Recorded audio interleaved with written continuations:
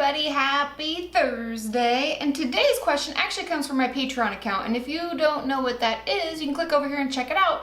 But someone asked their question after I'd already made my monthly videos, and so I told her I would answer it right away on my Thursday one. So let's get into it. The question is, can you talk about preventing ED relapse in college? ED meaning eating disorder.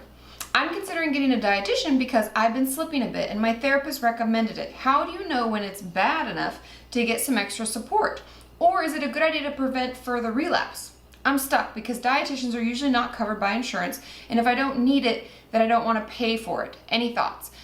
I think this is a common concern and a common worry for people is, how much help do I really need? Because everything costs more money. Trust me, I'm just as aware of that as anybody else. I see my own therapist and I pay out of pocket a huge copay for her. She's $70, which I know isn't a ton of money, but that ends up adding up at the end of every month. And those are things that we have to factor in when we have a budget, right? And if we don't have insurance that covers, because that covers like half of the cost of my therapist, if you don't have insurance that covers a dietitian, because a lot do not, what do we do? In all honesty, if we have an eating disorder, like this person is talking about, and that eating disorder voice is still alive and well within us, then sadly, we're not gonna be able to trust ourselves as to when we need help. We're gonna have to rely on other professionals and maybe even other supportive people in our life, like friends or family who know about our recovery process and are in support of it. We're gonna have to trust in them. So if your therapist, it sounds like this person's therapist, is saying that you needed it and they're kind of recommending it, then I would go for it.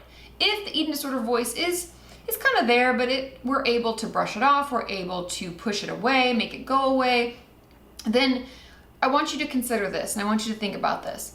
Do you find yourself struggling to fight it off sometimes? Do you find yourself slipping, like the person said I've been slipping a bit?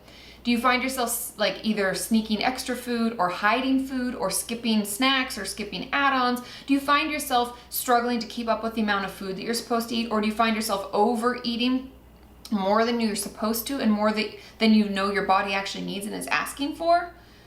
That's when we need to see a dietitian, because a therapist can only really help us with the root of the reason our eating disorder exists. And by going through that kind of icky, nitty-gritty stuff, we can actually make the eating disorder go away because we won't need it anymore. But in the meantime, it can be hard to know how much to eat. Intuitive eating that I've talked about in other videos is something that happens like way down the line of treatment, because when we are struggling with an eating disorder, we can't actually be intuitive because we're not in touch with our body. We're not listening to what our body's telling us, and we haven't been listening potentially for years and years and years.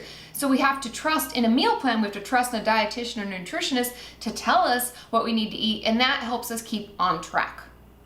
Does that make sense? I hope that makes sense. And I know it's hard to know when we need extra help, but honestly, dietitians usually will need to see you frequently at first, and then we may not have to see them more than once a month. So consider that. Also know that if you're worried about cost, ask the dietitian if they work on a sliding scale, or if they take any insurance, so if they offer a super bill. Call your insurance and see if it's covered. There are a lot of things that we can do to make sure that the treatment we need is covered and affordable for us, and maybe even asking your therapist if they know of anybody who does pro bono work or out of a different clinic where they offer really low cost services. Is there anything available like that? The message that I want to get across is that if any of us need help out there, if any of you are struggling and worry about the cost and able to afford it in your monthly budget, there are still treatment options available. Sometimes we just have to ask, and it never hurts to ask. I don't get offended when people ask if I work on a sliding scale, and everybody does to some extent. It may still not fit your budget, but they may have some other referrals for you so that you can make it affordable. Okay? I hope you found this helpful. Leave in the comments how you afforded your treatment and how you knew that you needed more help, because that's just my opinion, but each of you have your own individual experiences, and that's what honestly makes this channel so amazing, and the Kenyan community so wonderful, is that together, with our powers combined, it gives us the best result. So leave in the comments, give this video a like, and I'm not done, you guys. Whoa, I also got some mail. And I never really do mail hauls on here, so this is gonna be really quick, but I want to just give a shout out to Callie. I got a letter from her, and I won't read the letters, obviously, because, you know, it's personal. But I got a bunch of cute little things that says fall in love with yourself in this moment. I already put some up on my board in my office.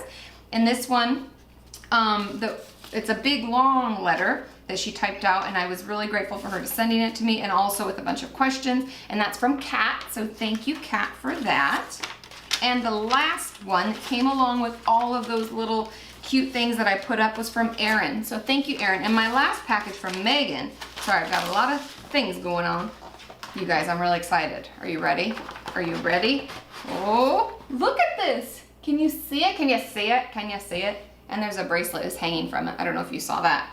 But look, it's healthy minds, healthy bodies. I love it. And look at all, it says life, hope, freedom, worth, strength, courage, support, and safety. And I'm gonna put this up, and it says community on the flowers. I'm gonna put this up in my office today.